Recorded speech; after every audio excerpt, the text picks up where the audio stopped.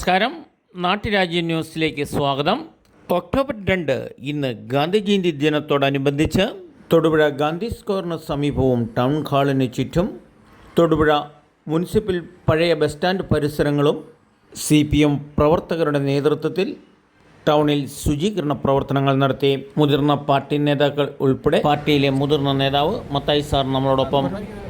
ഇവിടെ മാലിന്യമുക്തമായൊരു കേരളം രൂപപ്പെടുത്തിയെടുക്കുന്ന പരിശ്രമത്തിൻ്റെ ഭാഗമായി ശുചിത്വ കേരളം പദ്ധതിയുടെ ഭാഗമായി ഗാന്ധി ജയന്തി ദിനമായ ഇന്ന് കേരളമെമ്പാടും സന്നദ്ധ സംഘടനകളും സാമൂഹിക പ്രസ്ഥാനങ്ങളും രാഷ്ട്രീയ പാർട്ടികളും തദ്ദേശ സ്വയംഭരണ സ്ഥാപനങ്ങളും എല്ലാം ഒത്തുചേർന്നുകൊണ്ട് കേരളത്തിലെ ഇടതുപക്ഷ ജനാധിപത്യ മുന്നണി ഗവൺമെൻറ്റിൻ്റെ തീരുമാനപ്രകാരം ഇന്ന് വളരെ സുശക്തമായിട്ടുള്ളൊരു മാലിന്യ വിമുക്ത കേരളത്തിന് വേണ്ടിയിട്ടുള്ള പ്രവർത്തനം ഏറ്റെടുത്തിരിക്കുകയാണ്.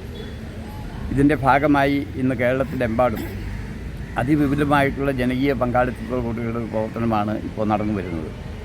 ഈ പ്രവർത്തനം എടുത്ത മാർച്ച് മാസം 31-ാം തീയതി വരെ ഏറ്റെടുത്തുകൊണ്ട് വാർഡടിസ്ഥാനത്തിൽ തദ്ദേശ സ്വയംഭരണ സ്ഥാപനങ്ങളുടെ സഹായത്തോടു കൂടി വാർഡടിസ്ഥാനത്തിലും അതുപോലെ മർച്ചൻ്റ് അസോസിയേഷൻ പോലെ വിവിധ ക്ലബ്ബുകളുടെയും സന്നദ്ധ സംഘടനകളുടെയും എല്ലാം നേതൃത്വത്തിലുള്ള അതിവിപുലമായിട്ടുള്ള ഒരു ശുചീകരണ യജ്ഞ പ്രവർത്തനങ്ങൾക്കാണ് ഇപ്പോൾ കേരളത്തിൽ ഇടതുപക്ഷ ജനാധിപത്യ മുന്നണി ഗവൺമെൻറ് നേതൃത്വം നൽകിയിരിക്കുന്നത്.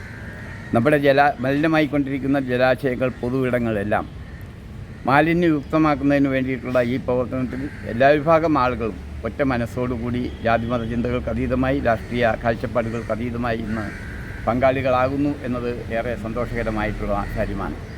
നിരവധിയായിട്ടുള്ള വികസന പ്രവർത്തനങ്ങൾ ഏറ്റെടുക്കുന്ന ഇടതുപക്ഷ ജനാധിപത്യ മുന്നണി ഗവൺമെൻറ് ഈ ഗവൺമെൻറ് ഇന്ന് കേരള സമൂഹത്തിലെ ഏറ്റവും വലിയ ഒരു വെല്ലുവിളിയായി മാറിയിരിക്കുന്ന ശുചീകരണം മാലിന്യമുക്തമായി കെട്ടിപ്പടുക്കുന്നതിന് വേണ്ടിയുള്ള പ്രവർത്തനത്തിൽ എല്ലാവരുടെയും സഹകരണങ്ങൾ ഉണ്ടാകണം എന്ന് മാത്രം വിനയവത്സരം ഈ അവസരത്തിൽ അഭ്യർത്ഥിക്കുകയാണ്. ഈ പ്രവർത്തനത്തിൽ പങ്കെടുക്കുന്ന എല്ലാവരെയും പ്രത്യേകമായി അഭിവാദ്യം ചെയ്തതായി അറിയിക്കുകയാണ്.